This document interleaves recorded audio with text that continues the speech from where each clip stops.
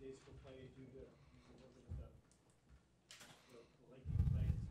play? I'm not sure. I know the guys were disappointed. I was disappointed at halftime. Just, we were beat in every category. Second chance points, they had 12 bad turnovers, easy baskets. Our energy level was just really bad. No communication defensively. So it was not a good half. We were probably fortunate to only be down 8 as poorly as we played. Second half didn't get off to a real good start, but once we started clicking, then we got a few shots down, the energy level went way up. VJ really likes to play when the ball's going in, and he did a really nice job of shooting the ball and giving us some energy there. And Kenny got going with a nice double-double and 3 blocks, and so the energy level just picked up, and we were able to make plays. And I liked the 22 assists on 33 goals, and that was a lot of penetration kicks for VJ. I thought the guys did a good job making plays for each other, but 17 turnovers, just really lackadaisical turnovers. We just wouldn't allow ourselves to get on a run. We had the 5-point lead, and VJ had hit a couple nice ones, and Elijah tries throwing a lob. And then we go down the other end and foul on an N1, and so we just, because of the turnovers, we never allowed ourselves to get a roll going, and that was really frustrating. But again, VJ got it going, 7 for 8 from 3. We've been waiting for a game like this. He's done it in practice. He struggled here of late because his shot was really too flat, but he spent a lot of extra time with it, trying to get it up, and it really paid off tonight. They beat your points in the paint as well. Well, they didn't beat us; they killed us. All right, 50 points in the paint. That's probably as many as we've given up all year. And we've played a lot bigger teams. But when you get 18 second chance points, and when you have a number of layups off of turnovers, the points in the paint go way up. And then they're big in there, they're round bodies and skilled. I like their team, and those are young guys. That's going to be a very good basketball team for a long time. Good freshmen, solid, athletic, and we knew that. We had played Iona a year ago in the tournament and liked their athleticism and the way they did compete. So we knew we were going to have a tough game. This is a well-rested team. Their tournament's early. They were well-rested, and they played like it. And like I said, they're going to be really good. Those are young guys that really know how to play. BJ, Coach hinted at it, but what's been the process, just the work you put in to set the stage for a night like this? I was just staying in the gym, extra, just trying to put up more shots. But, my teammates did a really great job finding me tonight. Just spacing. I got the coaches telling me about spacing and just talking to me and just kind of getting used to being on the floor, and my teammates finding me, and I was able to put it in. So.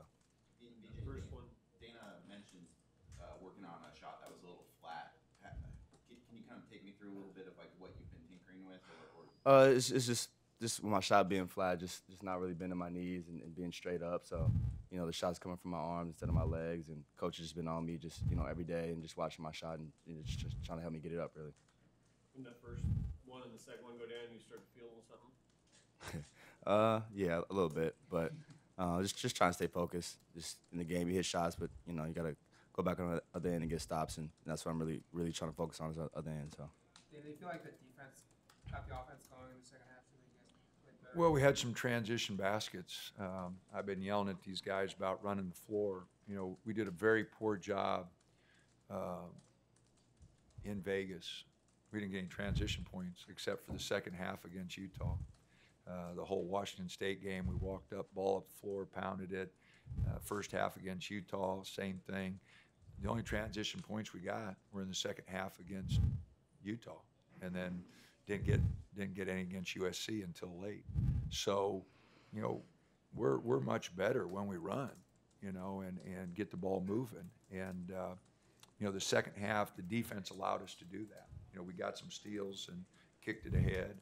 The press got a few steals, and that really helped us. So, they only had 12 turnovers, so it's not like we got them to turn it over a bunch. But it got the pace of the going, and it did get us running a lot more. Kenny, for you young guys, have you been able to wrap your head around kind of the value of postseason experience and being able to build on this for the future? Yeah, we realized how special it was because not a lot of teams get to play past their season. So we're just trying to embrace it and give it all we got every time we get to play on the floor. What do you see from BJ bringing in when he gets those threes? That kind of get everybody going, especially when a couple of those are back to back. Absolutely. It gives us a big spark. He gives us a spark off the bench, and we just try to give it to him every time. We know he'll get a good shot, so that's what we try to do when he gets in.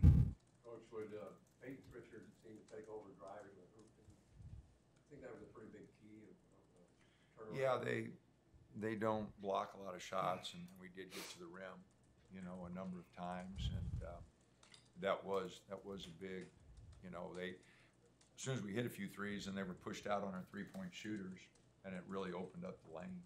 We could get to the basket because they were staying out with BJ, they were staying out with Elijah, and it really opened up the lane. Do you think the extended three-point line helps with that? I mean, it's 2 feet further back, right? It's a foot and 8 inches. Yes and no. Guys can pack it in. There's certain players you don't have to guard because of the extra foot and a half. But the difference was we hit them. We haven't been shooting the ball particularly well. And tonight we go 14 for 26 from 3. So if we'd have done a better job at the free throw line, we'd have had a really good offensive game, especially that second half. What are your thoughts on 4 quarters and the wider lane? Didn't really notice the wider lane. We didn't get many stops in there. Maybe that's points in the paint. The paint was wider, but I don't think there was a lot of difference. The quarters, no 1-and-1. Psychologically makes a difference because we're a really good free throw shooting team. But on a night we didn't shoot them as well as we've been shooting them. Maybe it didn't hurt us, but the TV timeouts were really long. I don't have that much to say.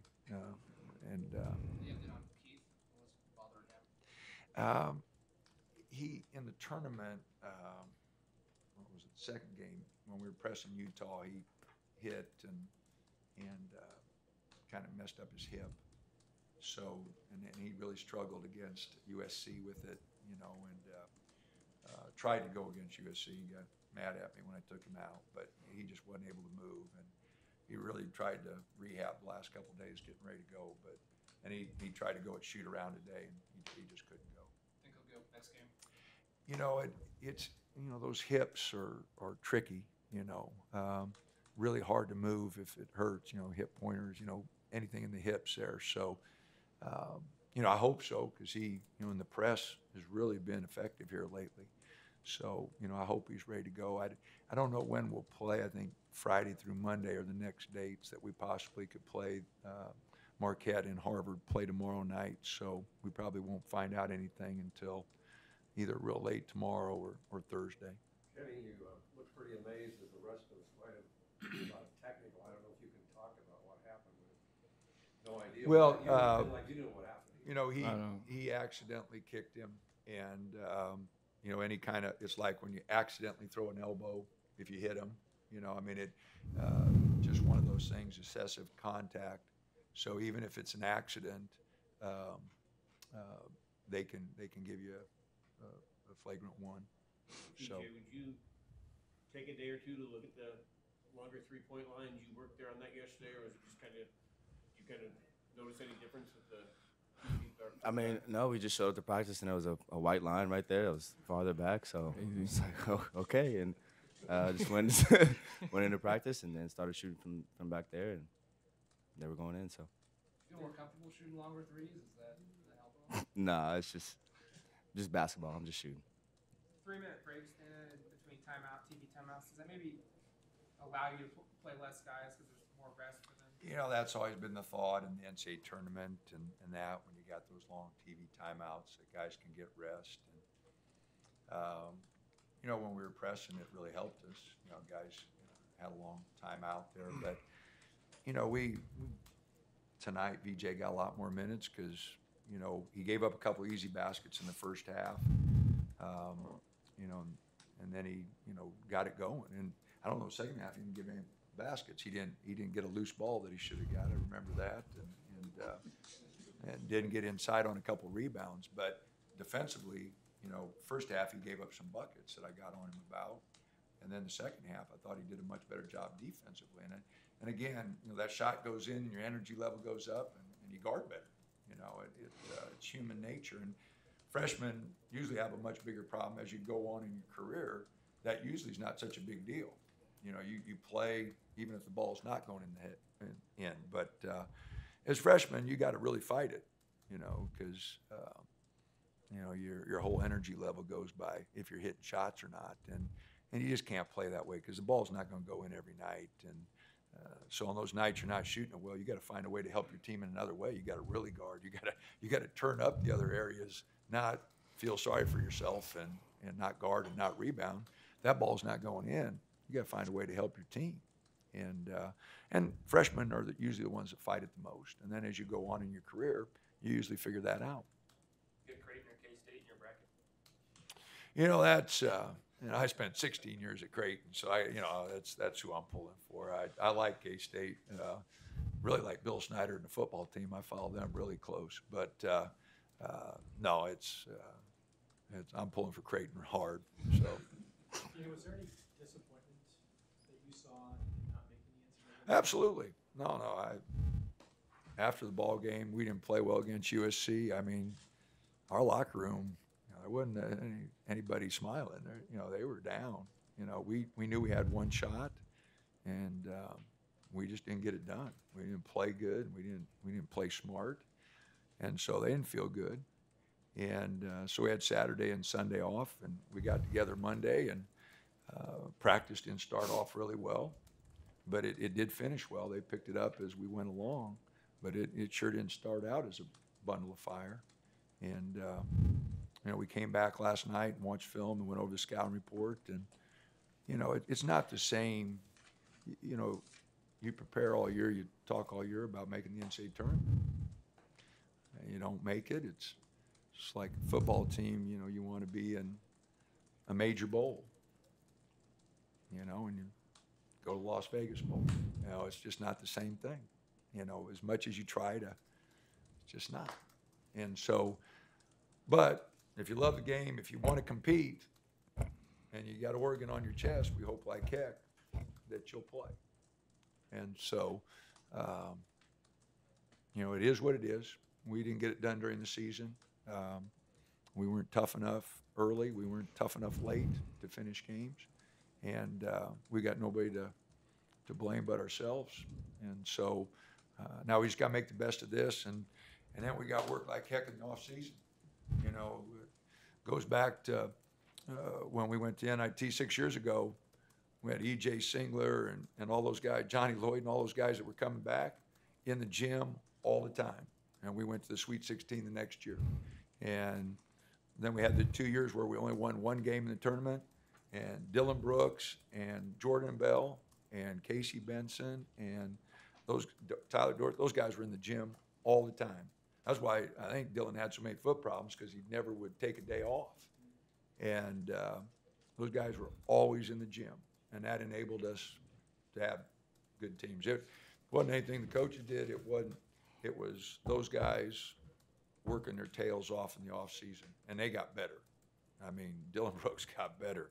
Jordan Bell, I'm so proud of him. Chris Boucher, all those guys, they just got better. So that's the challenge for these guys. You know, how hard they're going to work in the off season to get us back where we want to be. Did UCLA win? No, got beat. No. That it? All right.